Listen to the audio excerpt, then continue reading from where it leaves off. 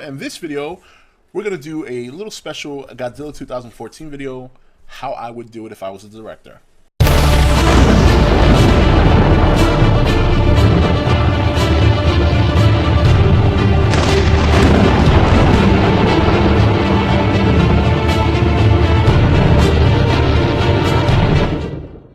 Okay guys, welcome back. So here's the deal. This was a lot harder than I thought it was going to be. Because at first I was really going to take the director role and just kind of revamp everything from actors and everything. And that proved to be tough because it's already kind of set in stone in my head of who these actors are. So I decided what I'm going to do is I'm not going to overburden myself too much. I'm going to stick with the actors that are in this movie. I'm going to stick with the overall theme of what they already have established. I'm just going to tell you how I would have done things. Now, the first thing is I would want to make sure, and this is in my world, so because it's my world, I can do what I want. I would have complete creative control over the movie as well as the marketing. So that would be like hands down. The first thing I would do is I would definitely portray this movie as a solo act. And it's not that I have a problem with Godzilla fighting a monster in this first movie, because I don't. I think it's epic. But when I say portray, I don't mean that I wouldn't have a monster. I would just show the public and make them believe this is a solo act. I would definitely go with an original monster for starters.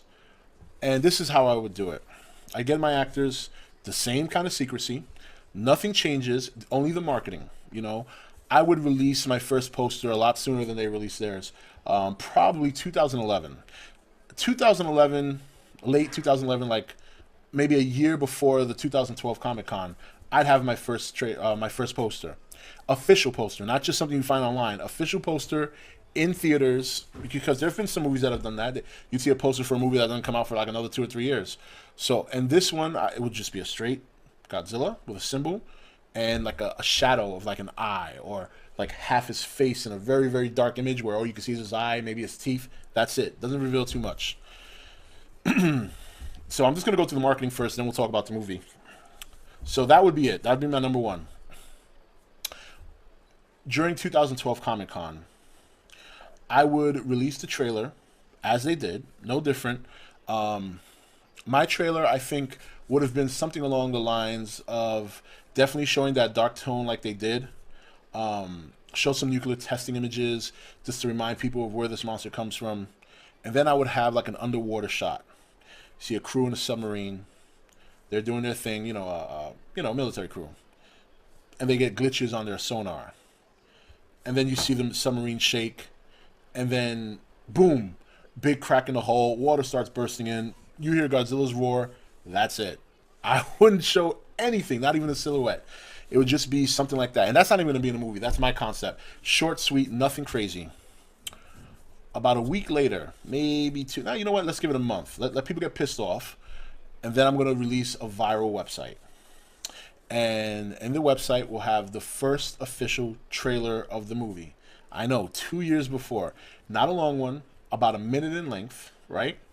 And we're going to start showing people in New York, walking down the city. Everybody's going to work. One guy's grabbing a coffee. You know what I mean? People going, carrying a book. Just picture Manhattan during early morning rush hour, where people are rushing to work, stopping to get coffee, stopping to get a bagel.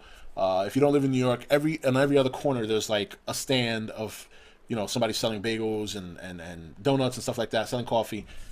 Then big tremor. You start seeing the building shake, and all this rubble starts coming out. People are going crazy. People are running. People are falling into a big hole that is starting to develop in the ground. Kind of picture like the War of the Worlds type deal, but bigger. And as that hole develops, you see something. You see the concrete rising, and you see Godzilla's back coming up, and then you hear the classic roar, and then boom, end of the trailer. And that's how I'm going to sell it. You're going to see little bits of him. I want to give the impression that this is a solo movie, and so that's my first. And then do the whole viral thing on the website. I want to give links to other hints where he might be in the world. Why does he come up? Stuff like that. Just general information. I can't get into too much detail. I really haven't thought about it. But not too much different than what they're doing now with the whole MUTO website, where you have to just follow the breadcrumbs. Just lay some eggs or lay some breadcrumbs and have people follow it. So boom. Now, during the filming, this is going to be my story. Godzilla is definitely created from nuclear energy. He is born in 54, but does not make his first appearance until now, our day. And when he first erupts on the scene, there's going to be, of course, and again, like I said, I'm going to keep the whole theme with Gareth and what they've done with the whole Dr. Serizawa, the same actors, same characters, and kind of go with what I did in my plot with the whole study, the science study to help prevent nuclear radiation from the bombings of Hiroshima and Nagasaki. But the difference this time is, instead of the reptiles getting, the amphibians and the reptiles getting disposed of and Godzilla being a lone survivor, this time other creatures that they studied, other creatures that they did tests on, those get disposed of.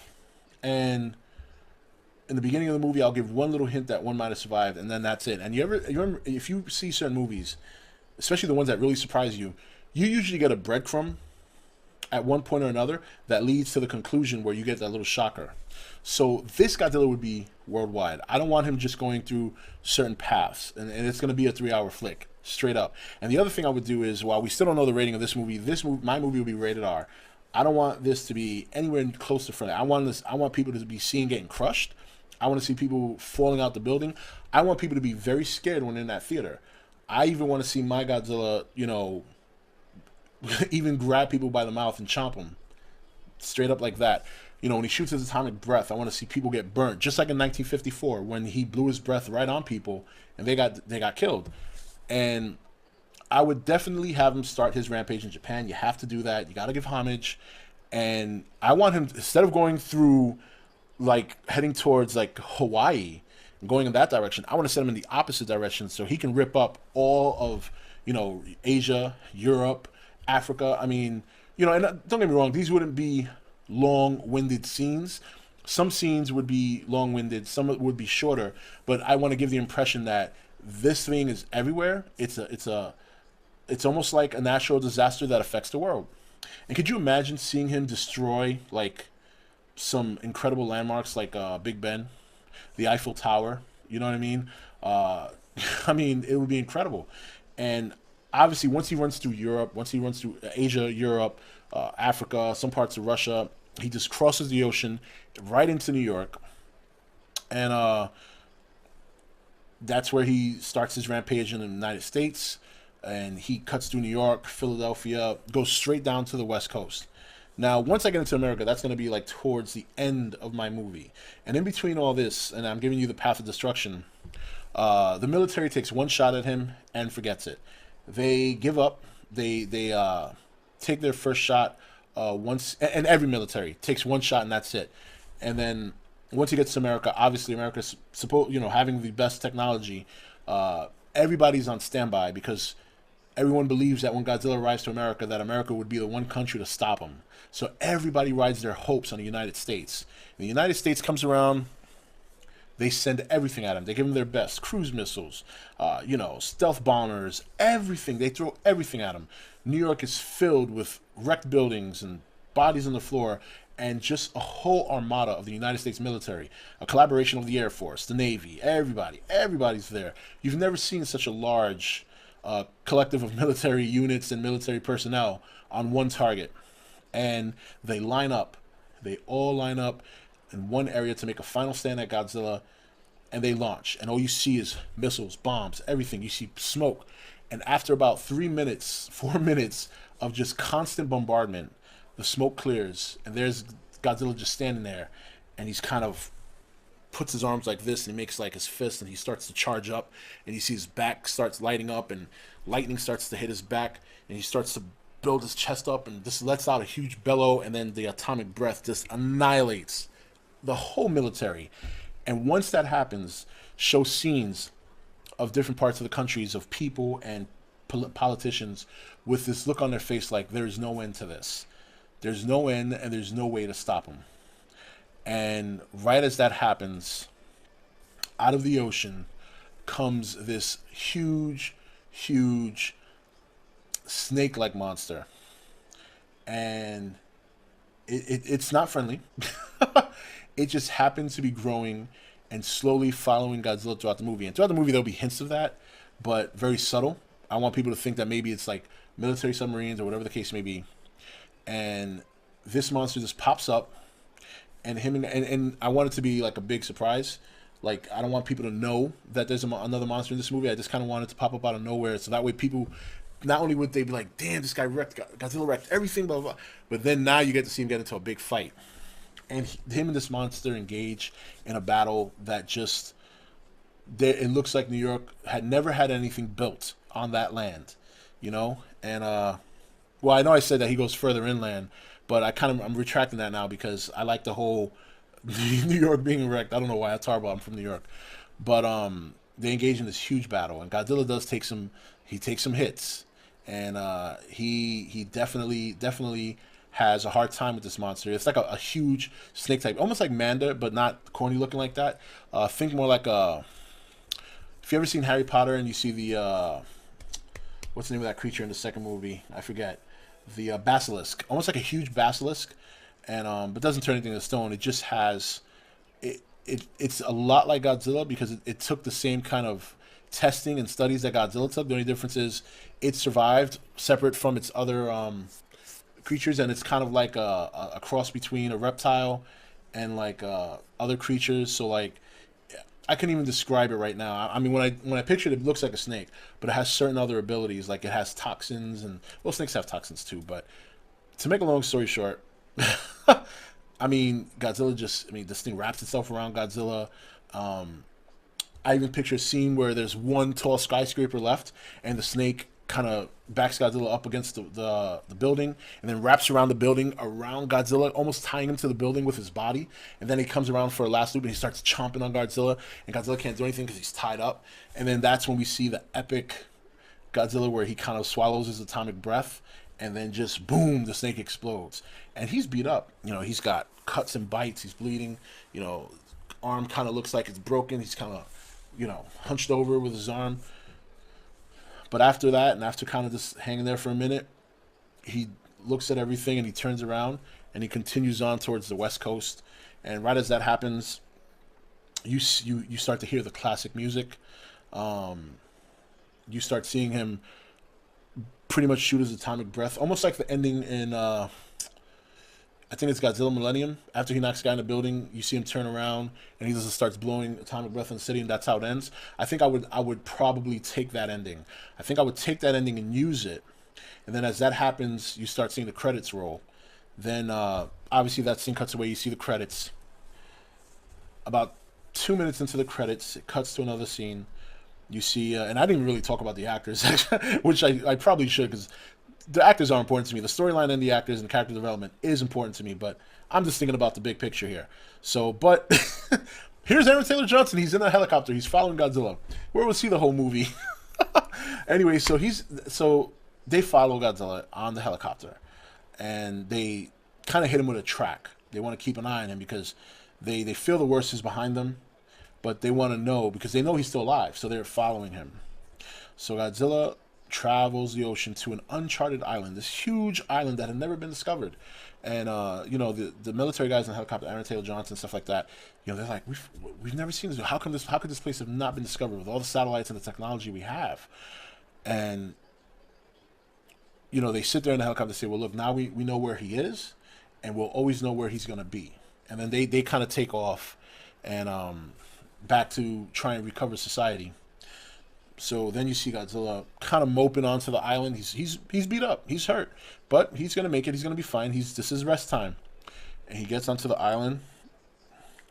And then right as he gets onto the island, you start to hear boom, boom.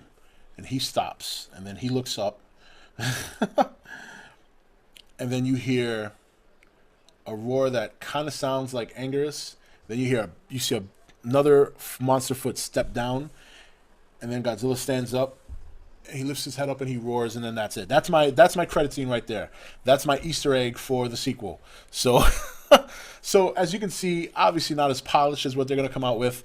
I didn't even get into character development. I'll let you guys fill that in. I just wanted to get to the meat and potatoes. But again, and that's the kind of stuff I know I'm gonna appreciate. That I'm definitely looking forward to the characters. I think some of you who have known me and have watched my videos in the past know that I I'm very excited about the cast they have. But you know, when I started thinking about this and I started thinking about how I would do it, I got to talk about the main stuff because we always know we can tweak the characters and the lines and stuff like that. But I had to get to the meat and potatoes because the meat and potatoes alone took 17 minutes. So if I had added character development, this probably would have turned into a 3-hour movie that would have been just commentary. So anyway, guys, that's it. That's how I would do it for the first movie. Maybe if you guys if you guys like that enough, I'll give you a sequel sometime down the road. But anyway, I hope you enjoy it. You know, it's just kind of fun. It's kind of turning into a Kaiju Wednesday. So maybe we'll stick with that theme going forward. And we'll start talking about, you know, once the whole Godzilla thing is over, we'll start talking about other Kaijus.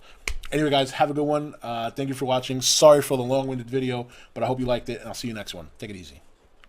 Hey, guys. Welcome to Entertainment Talk Nation. I'm your host, Rob. And this video, we're going to do a little special Godzilla 2014 video, how I would do it if I was the director.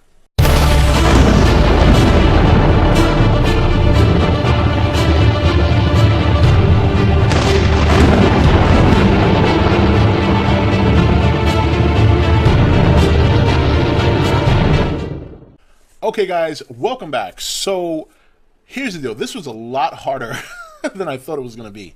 Because at first I was really going to take the director role and just kind of revamp everything from actors and everything. And that proved to be tough because it's already kind of set in stone in my head of who these actors are. So I decided what I'm going to do is I'm not going to overburden myself too much. I'm going to stick with the actors that are in this movie. I'm going to stick with the overall theme of what they already have established. I'm just going to tell you how I would have done things. Now, the first thing is I would want to make sure, and this is in my world, so because it's my world, I can do what I want. I would have complete creative control over the movie as well as the marketing. So that would be like hands down. The first thing I would do is I would definitely portray this movie as a solo act. And it's not that I have a problem with Godzilla fighting a monster in this first movie, because I don't. I think it's epic. But when I say portray, I don't mean that I wouldn't have a monster. I would just show the public and make them believe this is a solo act.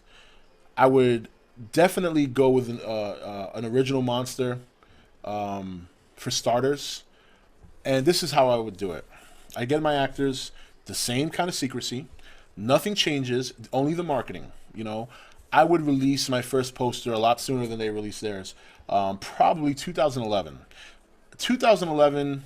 late 2011, like maybe a year before the 2012 Comic-Con, I'd have my first poster, official poster, not just something you find online, official poster in theaters, because there have been some movies that have done that. You'd see a poster for a movie that doesn't come out for like another 2 or 3 years.